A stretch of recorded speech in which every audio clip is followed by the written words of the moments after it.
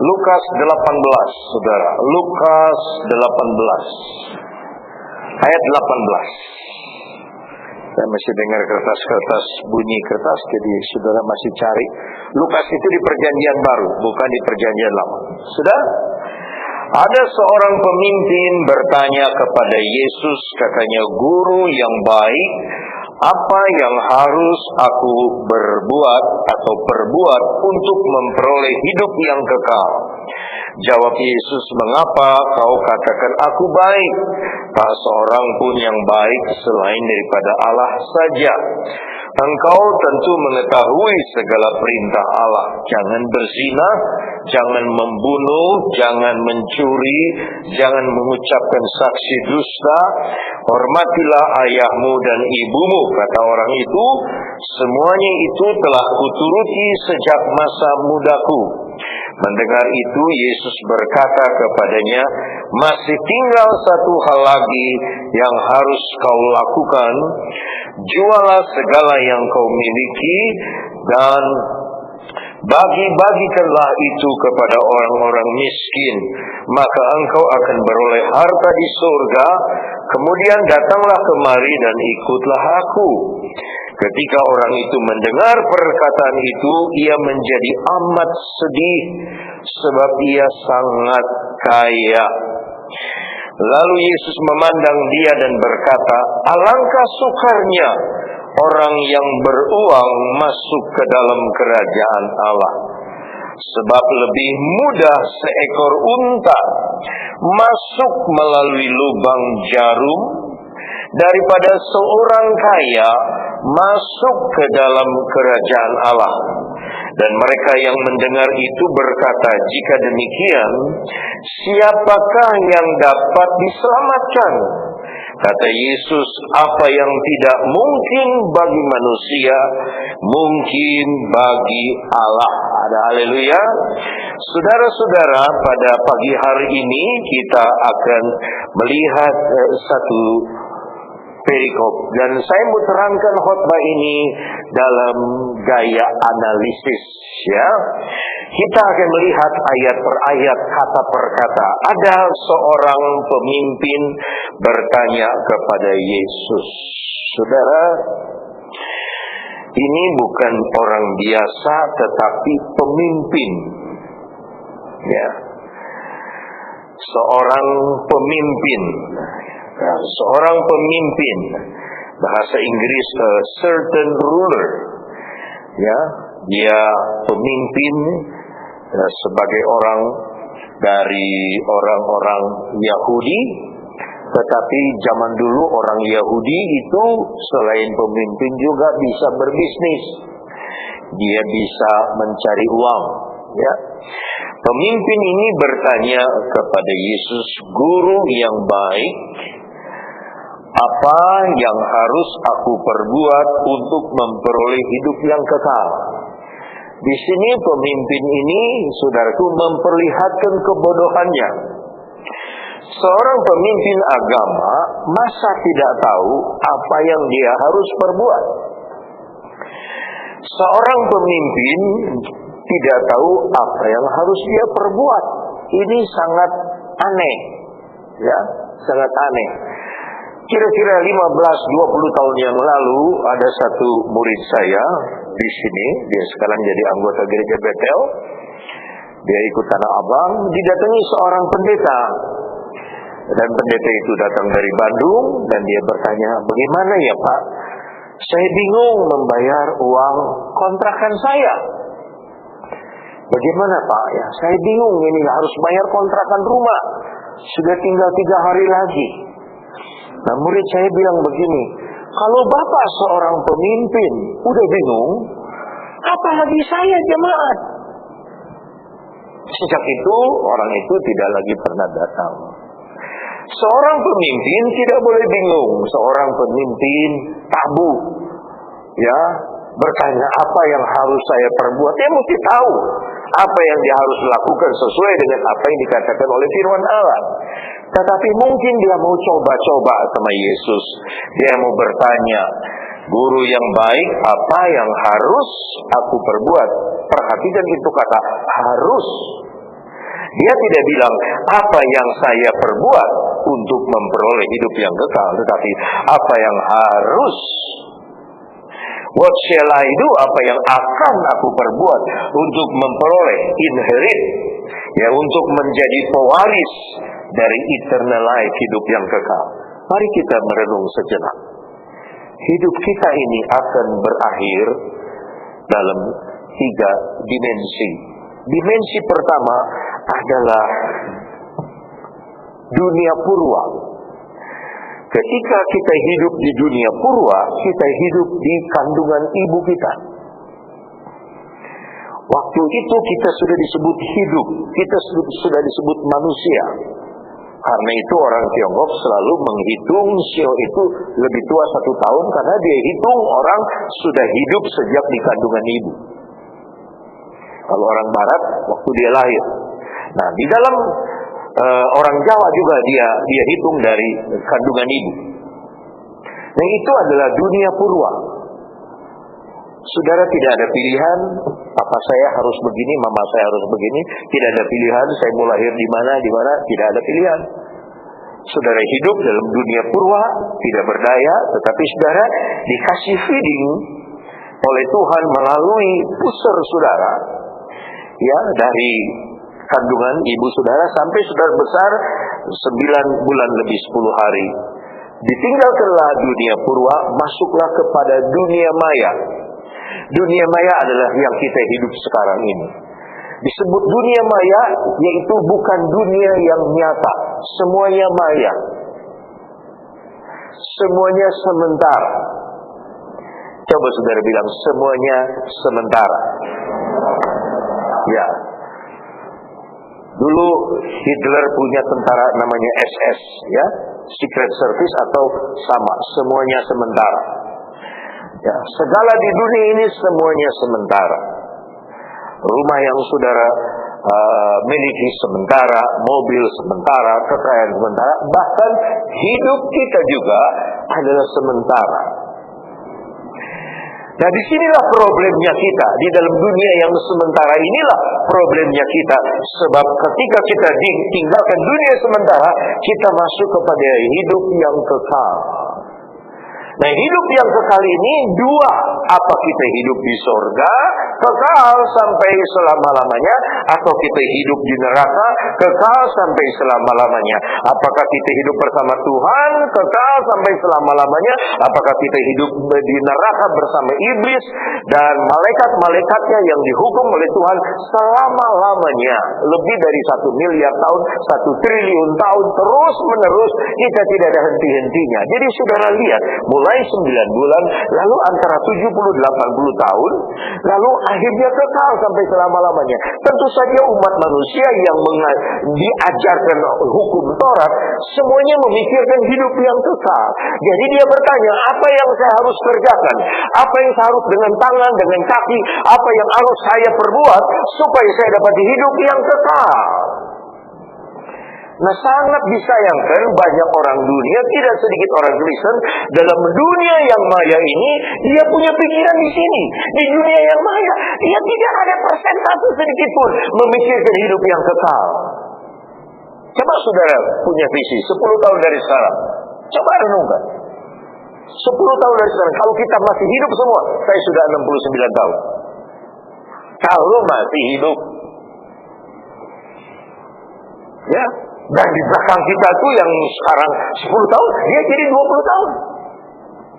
Bayangkan dengan 10 tahun yang lalu, bagaimana kita kuat, bagaimana kita sehat, bagaimana kita segar. Bayangkan dengan 10 tahun yang akan datang. Tetapi inilah saudara-saudara yang dipikirkan oleh orang-orang Yahudi, bagaimana apa yang saya harus perbuat untuk mendapatkan hidup yang kekal. Yesus itu tahu bahwa orang ini cuma nyoba-nyoba. Jadi dia bilang, ayatnya yang ke 19, mengapa kau katakan aku baik? Tak seorang pun yang baik selain daripada Allah saja. Kalau saudara baca ini dengan nalar abdi sama Yesus, maka saudara bilang Yesus bukan Allah. Karena dia bilang yang baik gak ada yang baik, cuma Allah. Tapi nalar kita, kalau nalar kita percaya sama Yesus, Yesus lagi nyatakan diri sama orang ini. Kenapa engkau bilang aku baik? Ada yang baik, cuma Allah saja. Dia nyatakan dirinya itu Allah. Engkau itu sudah mengakui aku Allah karena engkau bilang guru yang baik. Kenapa engkau bilang aku guru yang baik? Yang baik itu bukan guru, yang baik itu cuma satu, yaitu Allah. Seharusnya dia berkata, ya Allah yang baik. Kan kita nyanyi, ya Allah baik, ya Allah baik. Amin. Enggak, kita nyanyi, ya guru baik, ya guru baik. Walaupun kita tahu Yesus itu guru yang baik, tapi kita nyanyi, ya Allah baik. Bisa bilang amin? Jadi Yesus berkata, kenapa engkau bilang aku guru yang baik? Tidak ada yang baik di dunia ini. Kan yang baik cuma satu, yaitu Allah. Dia nyatakan diri. Kau bilang aku guru yang baik cuma Allah. Kau datang kepada Tuhan, kau datang kepada Pencipta. Ya. Lalu ayat 20. Engkau kepada si ruler ini, ya, tentu mengetahui segala perintah Allah. Jangan berzina, jangan membunuh, jangan mencuri, jangan mengucap saksi dusta, hormatilah ayahmu dan ibumu. Tuhan baru ngomong 5 hukum dari 10 perintah Allah. Semuanya ada 10 perintah Allah. Kalau saudara mau tahu ini 10 perintah Allah apa, itu ada dalam Keluaran pasal 20. 10 perintah Allah. 4 antara kita dengan Tuhan. 6 antara kita dengan sesama kita. 10 perintah Allah. Tuhan bicara antara manusia dengan manusia yang 6 ini. Jangan kamu berzina, jangan membunuh, jangan mencuri, jangan mengucapkan saksi dusta, hormatilah ayah dan ibumu. Baru dia bilang 5 dari yang 6 ini. Belum selesai yang sepotong ini, dipotong sama guru yang baik, sama ini ruler ini, ya, seorang ruler ini. Kata orang itu yang 21, semuanya itu dia baru ngomong 5, tapi semuanya itu, ya, kenapa dipotong? Saya juga lagi mikir, kenapa Yesus lagi ngomong dipotong? Dia baru ngomong 5 dari 6 yang di sebelah batu itu, yang 4 antara kita dengan Tuhan, ya. Semuanya itu telah kuturuti sejak masa mudaku. Mendengar itu Yesus berkata kepadanya, masih tinggal 1 hal lagi. Saudara-saudara lihat dulu ke depan. Ini 2 loh batu, 10 perintah Allah. 4 antara kita dengan Allah.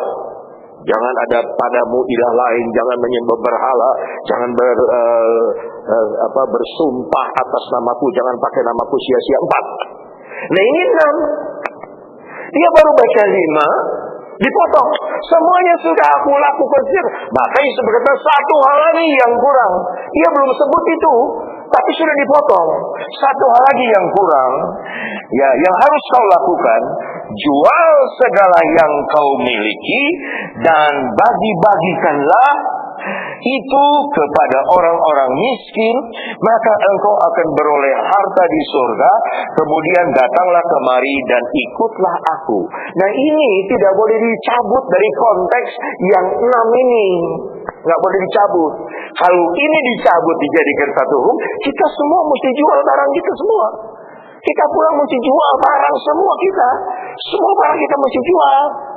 Nggak boleh enggak. Kalau kita mau ikuti ini, ayat ini dicabut dari konteksnya, kita pulang mesti jual semua. Saham kita jual bagikan sama orang miskin, dan kita semua sama-sama miskin. Kok nggak ada yang bilang amin? Hah? Tapi yang dimaksud Yesus bukan itu. Yesus sedang bicara hukum yang satu itu. Jangan kamu mengingini barang orang lain. Jangan kamu mengingini istri orang lain. Penekanannya bukan istri orang lain, barang orang lain, tapi mengingini, serakah. Nah itu ternyata ada di hati orang muda ini, si pemimpin ini ada di situ. Makanya dia buru-buru potong. Semuanya sudah saya lakukan. Saudara mesti ingat ini Yahudi. Yahudi itu jangan pikirannya cepat. Yesus baru ngomong 5, dia potong. Saudara masih ingat itu perempuan Samaria. Ketika Yesus berkata, panggillah suamimu kemari. Bilang dia, saya belum bersuami. Kenapa dia bilang belum bersuami? Karena Yesus ganteng. Siapa tahu ada Yesus jatuh mata. Dan Yesus bilang, betul katamu, kamu memang belum bersuami. 5 sudah jadi suamimu. Dan yang ke-6 ini, kamu masih kumpul kebo. Belum jadi suamimu. Kaget ya. Ini begitu. Begitu Yesus ngomong yang ke-6 dari 2 loh batu yang 1 dipotong. Saya sudah lakukan sejak kecil. Saya sering kali ketemu orang. Oh, Bapak pendeta ya. Saya dulu dari kecil, saya ikut sekolah minggu di gereja Protestan. Saya pernah ketemu satu haji.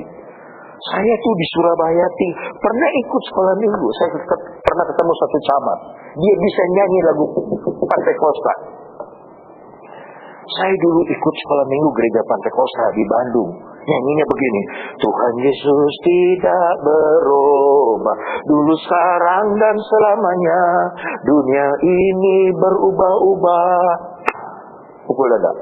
Cintanya Yesus kekal selamanya. Dia lancar.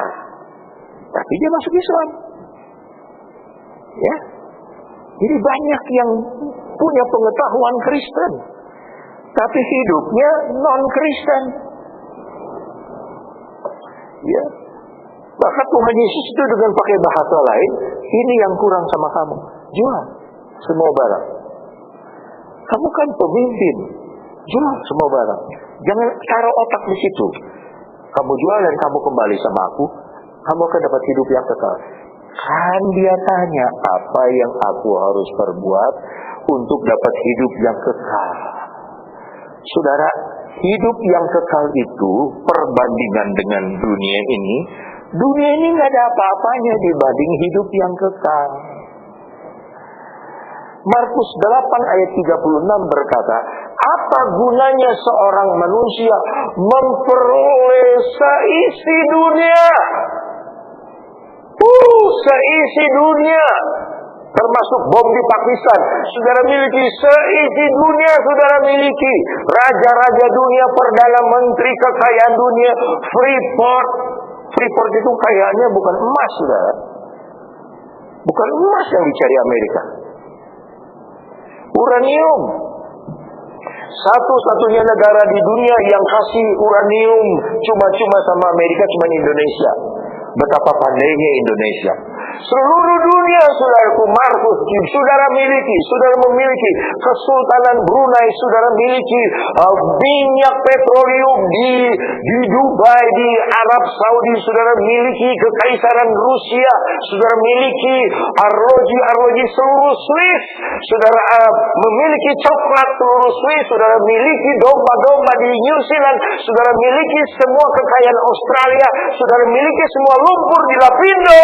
Dibandingkan dengan hidup yang kekal tidak ada artinya. Ngomong amin. Tapi kita seringkali sama seperti ini, pemimpin nggak rela. Karena dia bilang, bagaimana yang saya harus perbuat untuk dapat hidup yang kekal? Begitu dikasih tahu, dia sedih. Kita baca, ketika orang itu mendengar perkataan itu, ia menjadi amat sedih. Itu bahasa Inggris memakai satu bahasa yang kalau kita pakai amat sedih itu sudah 2 kali pengerapannya, amat sedih. Kalau dalam bahasa Inggris very sorrowful, penuh, sangat penuh kepedihan. Kenapa sangat penuh kepedihan? Sebab ia sangat kaya. Saya itu bingung, orang yang sangat kaya penuh kesedihan. Saya ulangi, karena ia sangat kaya penuh kesedihan.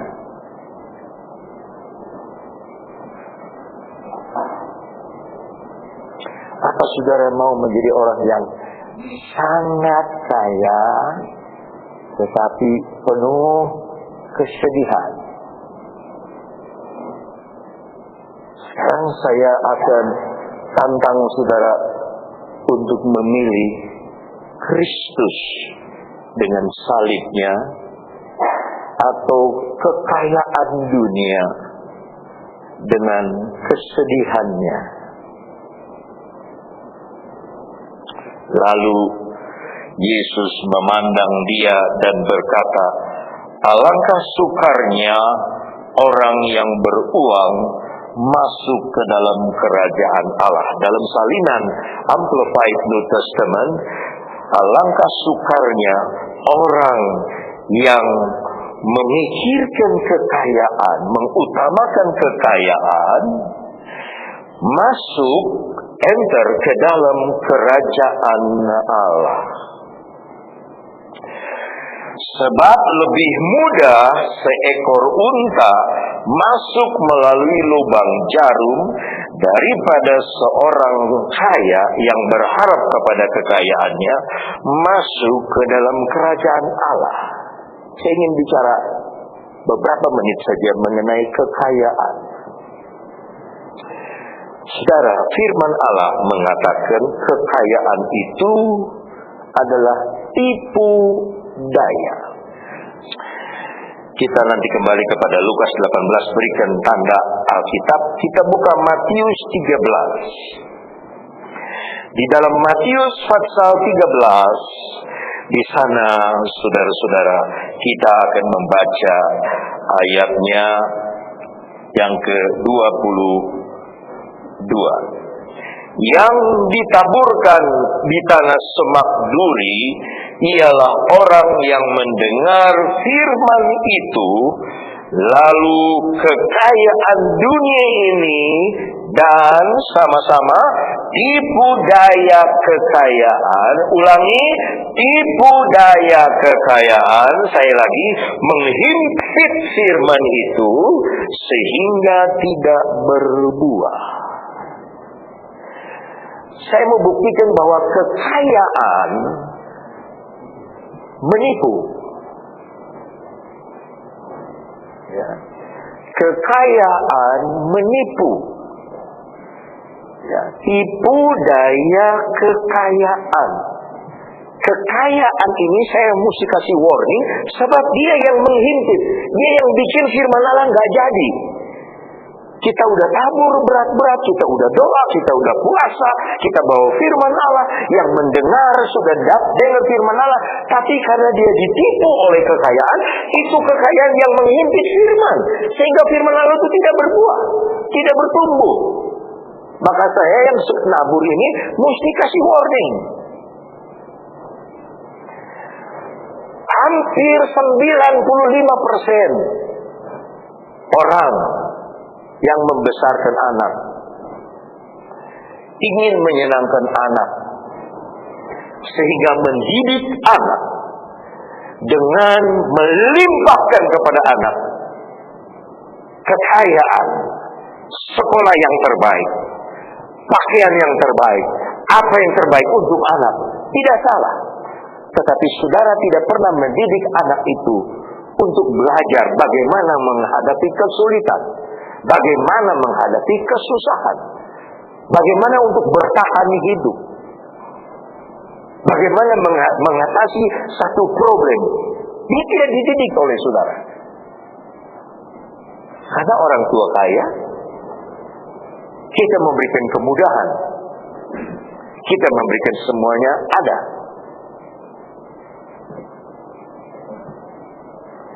Saya kenal satu ibu di Semarang, satu pemuda, dia punya anak satu pemuda SMA, keluar SMA, itu ibu bilang begini, kamu ke Jakarta sekarang, dan jangan pulang lihat mama sebelum kamu kaya.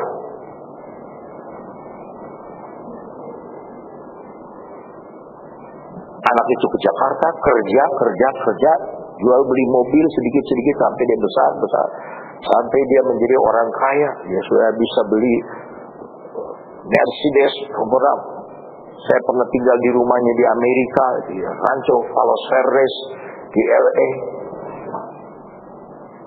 dan semua anaknya mendapatkan kelimpahan kekayaan. Baru dia ketemu ibunya. Jadi kita didik anak kita supaya pintar. Kalau nanti pintar, dia jadi dokter, dia jadi insinyur, dia bisa kaya. Kita punya anak perempuan, kalau bisa dia menikah dengan satu pemuda yang dong kerjaannya apa? Ini kalau bisa orang kaya. Jatuh ya, ya aja ngaku. Ya. Kita tanpa sadar ditipu oleh kekayaan. Berapa persen dalam satu hari kita memikirkan Tuhan, dan berapa persen, berapa jam dalam satu hari kita memikirkan bisnis kita, kekayaan kita.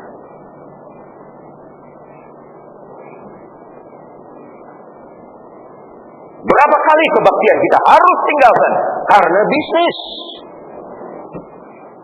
Dan kita minta supaya Tuhan mengerti kesibukan kita, mengerti kita punya kesibukan. Karena kita ini orang penting. Dan Tuhan, engkau kurang penting. Satu atlet dari Inggris,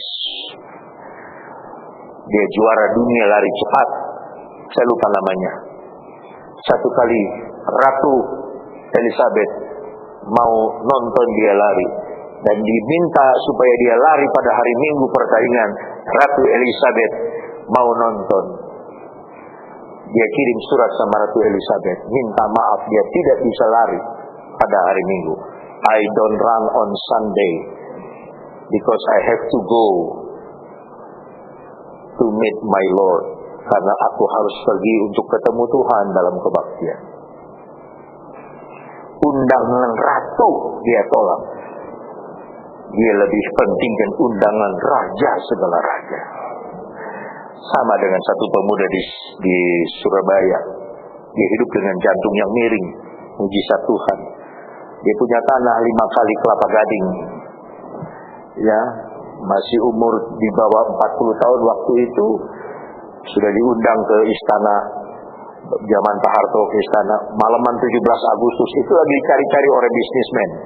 Ketemu menteri, ketemu ini, difoto sama presiden. Dia tulis surat minta maaf, tidak bisa datang. Karena dia sudah janji mau bersaksi di satu gereja kecil di desa, yang jemaatnya paling 15 orang. Dia diundang. Ya. Dia tolak undangan Presiden Republik Indonesia. Dia justru harus mengurus urusan bapaknya yang di sorga. Bagaimana dengan kita? Bagaimana dengan kita? Pantas Tuhan Yesus marah kepada orang Yahudi dalam Matius 15 ayat 89. Bangsa ini menghampiri aku dengan mulutnya, memuji aku dengan bibirnya, tapi hatinya jauh daripadaku. Kekayaan itu menipu. Yang kedua, kekayaan itu tidak bisa memuaskan saudara. Pengkhotbah 5. Pengkhotbah pasal 5 setelah Amsal itu kita ketemu pengkhotbah. Pengkhotbah 5. Ayatnya yang ke-9. Siapa mencintai uang tidak akan puas dengan uang. Dan siapa mencintai kekayaan tidak akan puas dengan penghasilannya. Ini pun sia-sia. Bukan saya ngomong, firman Allah. Siapa yang cinta uang dalam hidup? Aduh, aku dikasih aku tapi tidak ada sedotan. Ya. Sama dengan orang Kristen, dia punya firman Allah tapi nggak ada sedotannya. Ya, dia tidak dapat minum firman Allah karena ada sedotannya. Baru setelah Roh Kudus kirim sedotannya, kita bisa minum. Tidak akan puas dengan uang, tidak akan puas dengan. Dan kalau Tuhan bilang tidak akan puas, memang kita tidak bisa dipuaskan. siapa cinta uang tidak akan dipuaskan. Ya, saya suka dengar aja orang yang suka nyanyi, saya suka dengar aja dan suka bilang, apa betul ya dia nyanyi begitu tuh? Ku sungguh puas, puas dengan Yesus. Ku sungguh puas, puas dengan Dia. Alasan kepuasannya tuh dia sebutkan, keperluan Dia cukupkan. Terus apa? Keperluan Dia cukupkan. Terus puji Tuhan ku puas. Kalau keperluan kita nggak cukup, apa kita nggak puas sama Tuhan? Kalau orang dipuaskan oleh Tuhan, penghasilan besar atau kecil, dia tetap puas sama Tuhan. Sama seperti Ayub, kenapa kita tidak bisa mengucap syukur kepada Tuhan dalam kekurangan? Dia bilang sama istrinya, kenapa kita cuma mengucap syukur waktu kita kaya? Kenapa kita tidak rela dibikin susah sedikit sama Tuhan? Ya, kenapa sih? Nah, kepuasannya istrinya itu waktu kaya, waktu senang, dia puas. Ini yang saya takutkan, orang Kristen tidak punya fondasi kuat tentang keimanannya di dalam Tuhan. Jadi dia tidak bisa tahan kalau susah. Satu ibu di Bandung, saudaraku, dia orang dari Jawa Tengah, dia bilang begini, yo, aduh, saya sudah pernah menderita, waktu muda pernah menderita, dan saya sudah minta sama Tuhan, saya tidak mau menderita lagi. Saya sudah, sekarang anaknya yang punya King Shopping Center, wah, udah diberkati. Ibu ini pendek, anak-anaknya jadi semua, cucu-cucunya jadi semua, ya. Tapi dia bilang, aduh, saya sudah minta sama Tuhan, jangan sampai saya jadi susah. Aduh, saya tidak mau susah, saya tidak kuat lagi kalau susah. Mari kita sadar bahwa kekayaan itu bukan hanya menipu, tapi tidak akan pernah memuaskan kita. Yang ketiga, kekayaan itu justru merusak. Ya, justru merusak hidup kita. Ya, bukan hanya tidak memuaskan. 1 Timotius 6, 1 Timotius pasalnya yang ke-6, 1 Timotius pasalnya yang ke-6, kita membaca ayatnya yang ke-6 lebih dahulu. 1 Timotius 6 ayat 6. Memang ibadah itu kalau disertai rasa cukup memberi keuntungan besar. Saudara bisa bilang amin? Apa yang membuat keuntungan besar, saudara? Coba baca ayatnya yang ke-6.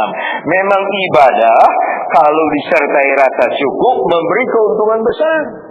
Apa yang membuat kita untung besar apa? Ibadah tetapi dengan rasa cukup. Kurang apa banyak apa sedikit, dengan rasa cukup aja. Ibadah kita itu membawa dampaknya keuntungan yang besar. Banyak orang Kristen ibadah keuntungannya sedikit, dia cemberut. Dia ingin dengan keuntungan besar. Itu ada sesuatu yang menguntungkan. Ayat ke-7. Sebab kita tidak membawa sesuatu apa ke dalam dunia, dan kita pun tidak membawa apa-apa keluar. Asal ada makanan dan pakaian cukuplah. Tetapi mereka yang ingin kaya terjatuh ke dalam pencobaan, ke dalam jerat, ke dalam berbagai nafsu yang hampa dan yang mencelakakan, yang menenggelamkan manusia ke dalam keruntuhan dan kebinasaan. Karena akar segala kejahatan ialah cinta uang, sebab oleh memburu uanglah beberapa orang telah menyimpang dari iman dan menyiksa dirinya, bahasa lain merusak diri dengan berbagai-bagai duka. Kalau saya boleh jelaskan sama saudara, 80% perjanjian baru Tuhan bicara banyak tentang bahayanya uang, bahayanya kekayaan. Kalau kita greedy, serakah, rakus akan uang. Coba perhatikan kata-kata ini: jatuh, pencobaan, jerat, nafsu yang hampa, mencelakakan, menenggelamkan, keruntuhan, kebinasaan, menyimpang dari iman, menyiksa diri dengan berbagai duka. 10 macam. Kalau saudara ingin akan uang, cinta uang, 10 macam. Menyiksa diri. Nah, saudara lihat peta Amerika ya. Ada Amerika Utara, di mana Amerika Serikat sekarang, dan Amerika Selatan, Argentina, Brasilia, Bolivia, Panama, Chili dan sebagainya. Pada abad ke-16, 17, perantau dari Eropa itu merantau ke Amerika.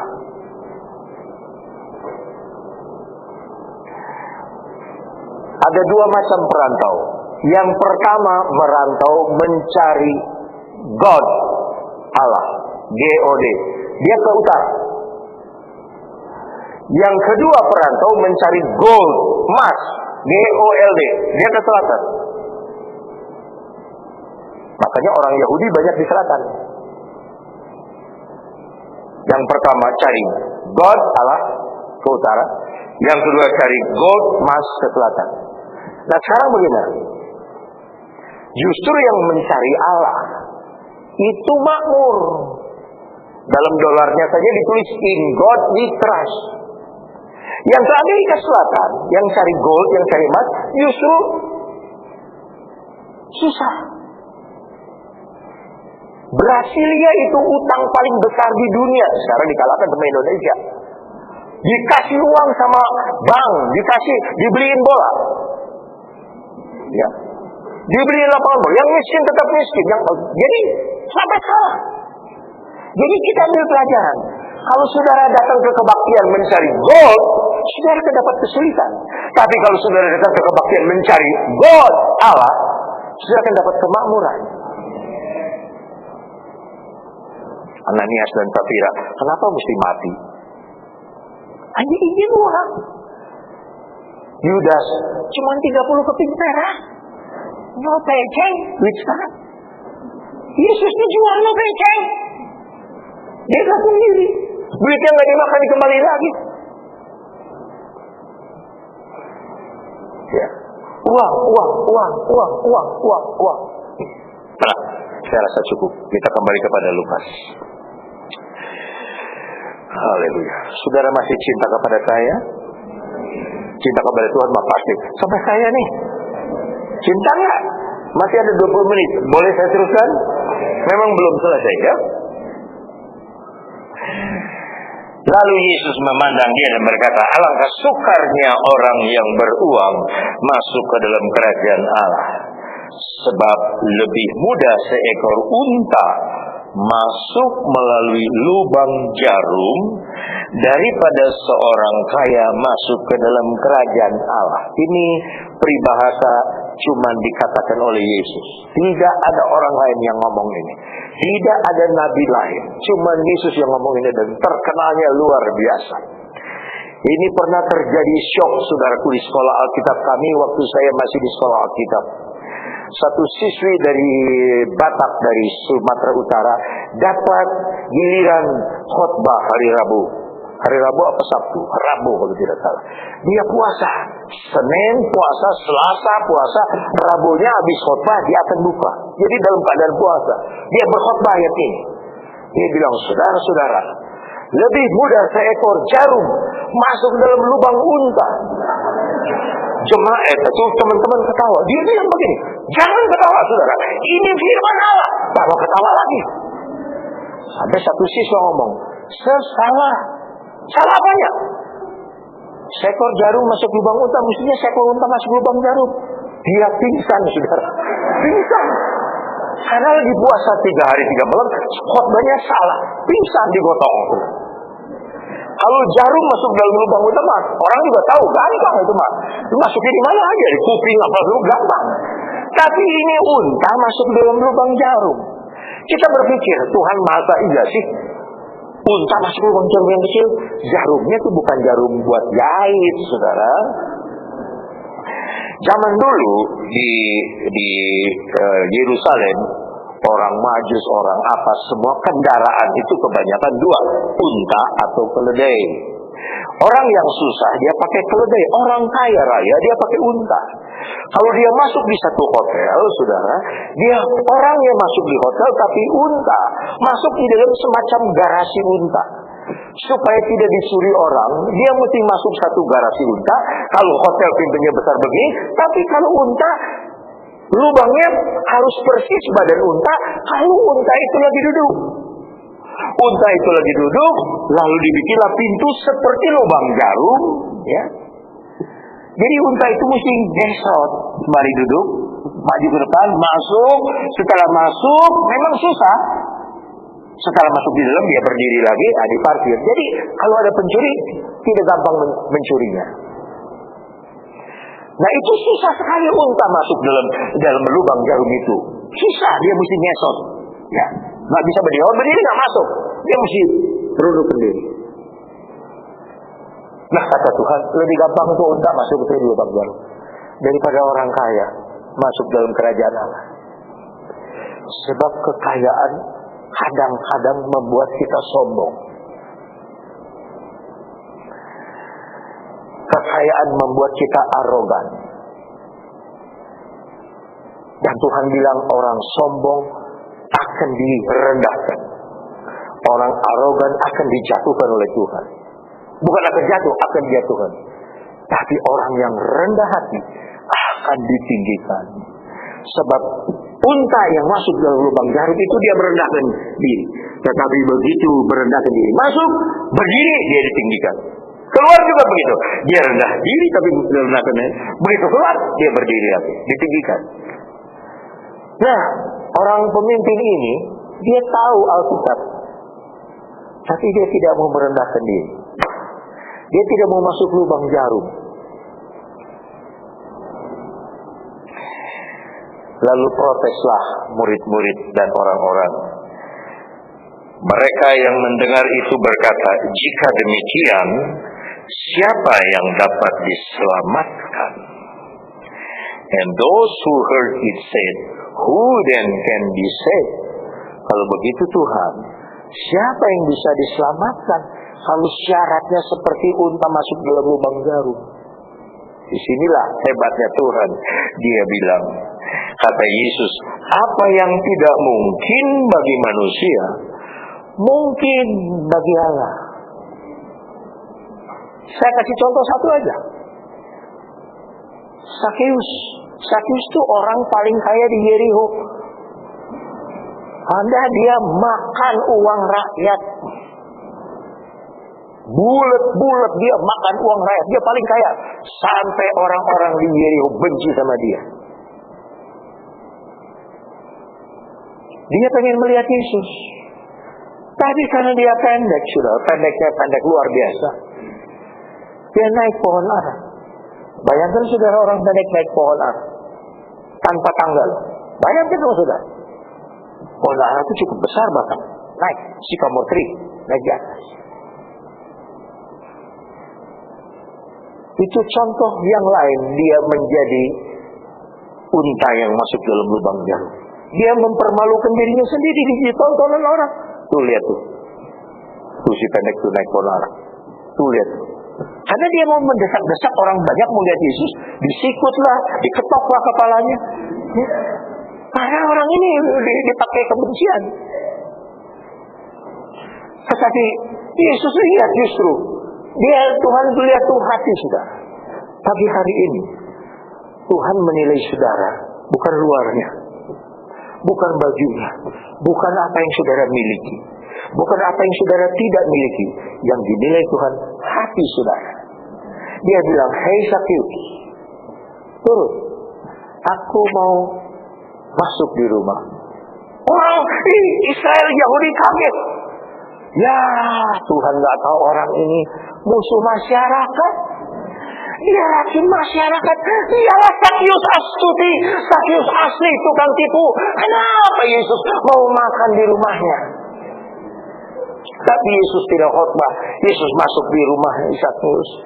Sakyus bilang, cinco, Yesus duduk minum. Barangkali Yesus baru diam dulu. Dia tidak khotbah. Langsung saudara-saudaraku, ini thanks shopping. Ini Sakyus, saudara-saudaraku. Dia bilang, laporan Yesus. Ada apa Yesus bilang? Saya yakin dia ngomong dengan air mata. Setengah dari kekayaan hamba akan beri kepada orang miskin. Dan kalau ada yang hamba sudah tipu, dalam bahasa Ibrani saya sudah compi, saya akan kembalikan 4 kali lipat. Yesus bilang, mulai hari ini keselamatan datang di rumah ini, sebab orang ini adalah anak Abraham. Karena anak manusia datang ke dalam dunia ini bukan untuk menyelamatkan orang benar, tetapi menyelamatkan orang yang sesat. Ada amin, saudara-saudara. Dia tidak khotbah. Ya, satu-satunya yang saya baptis, letnan kolonel, itu yang paling tinggi yang saya baptis. Bukan letnan, kalau kolonel Lemapoli, para Manado. Saya baptis sudah dia. Orang Katolik, dia kasih lihat sama saya surat kepercayaan dari Paulus. Saya hari ini mesti di Semarang, Pak. Tapi nggak tahu Roh Kudus disuruh saya ke Cianjur. Istri saya, anak saya, mantu saya bawa. Kami mau minta baptis Islam, Pak. Kami tahu baptis Islam yang benar. Roh Kudus sudah bilang sama saya. Jadi kita jam 11 pagi nggak ada kerjaan, ngisi bak permandian. 1 jam jadi saya baptis semuanya. Pak Kolonel, istrinya, menantunya yang tentara, anaknya semua saya baptis. Ya, anaknya laki-laki yang tentara saya baptis. Ya. Saudara, setelah dibaptis, dia datangnya, dia punya komandan. Dia lapor. Siap, komandan Kolonel Lemapoli akan lapor. Pada tanggal sekian, bulan sekian, tahun sekian, saya korupsi minyak tanah. Yang seharusnya minyak tanah itu dijual kepada tentara-tentara, saya jual keluar dengan harga berlipat-lipat sehingga saya mendapat keuntungan. 2. Pada tanggal sekian, bulan sekian, saya juga korupsi lagi. Keuangan angkatan darat saya curi, saya begini. 3. Komandan bilang, stop, nama boleh, ada apa? Belum selesai komandan. 4, saya mau mengaku lagi. Pada tanggal sekian, bulan sekian, saya sudah berbuat begini. Saya sudah berbuat begini, saya menipu ini, saya mencuri uang koperasi, saya ini angkatan darat. Stop, nama Poli. Komandannya saya pukul meja. Kalau semua tentara seperti kamu, semua angkatan darat masuk penjara. Sudah, jangan mengaku lagi, sudah keluar, sudah diampuni, sudah keluar. Pokoknya saya sudah lapor. Kalau diampuni, terima kasih, hormat, selesai. Ada panas, keluar. Itu saudara Kristen yang benar. Berani enggak saudara ngomong ngaku sama istri saudara? Lapor, mami, saya sudah berdosa kepada mami. Karena pada hari ini, tanggal ini saya selingkuh. Saya tidak selingkuh dengan perbuatan, tapi saya selingkuh dengan ingatan. Saya ingin selingkuh dengan Lady Di, padahal dia udah mati. Umpama, ya, yang kena ya jangan marah, namanya juga umpama. Tapi saudara, inilah orang kaya yang bertobat. Inilah unta yang masuk dalam lubang jarum. Inilah unta yang rendah hati yang masuk lubang jarum. Makanya kata Yesus, jangan kamu tertipu oleh dunia ini. Lihat kekayaan menipu. Ketika anak yang bungsu kaya, temannya kayak laler hijau. Kemana ini berikut? Digembrong. Wah, ini bos. Gimana bos? Oh, gimana bos? Kalau di Semarang, saudara, saya dikasih tahu teman saya, kalau bapak nanti lewat, itu ya kalau bapak dipanggil bos, saudara kasih Pak 20.000. Nanti kalau dia lagi mau panggil bos lagi, Pak kasih lagi 20.000 dah. Kasihan Pak mereka. Ya. Tapi waktu saya datang nggak ada yang panggil bos sama saya. Panggil Pak, ya, Pak, ya. Aduh, Pak, ya, enggak. Jadi saya nggak kasih. Tapi katanya kalau panggil bos itu, kalau ada duit, saudara. Orang saya bilang lihat orang juga. Kalau orang gemuk seperti kamu, 100 kilo lebih, Pak Haji disebut bos. Ya bos. Ya budak, bos. Wah. Banyak lalu hijau. Ketika kita susah, laler kurus aja nggak mau dekat, saudara. Itu ada ditulis oleh Amsal Sulaiman. Orang miskin ditinggalkan oleh sahabatnya sekalipun. Tetapi saya mau katakan, pada pagi hari ini ada satu sahabat yang dia tidak peduli saudara kaya atau tidak kaya. Dia mau menemani saudara dalam susah atau senang. Pemain musik. Milikilah sahabat, yaitu Tuhan Yesus Kristus.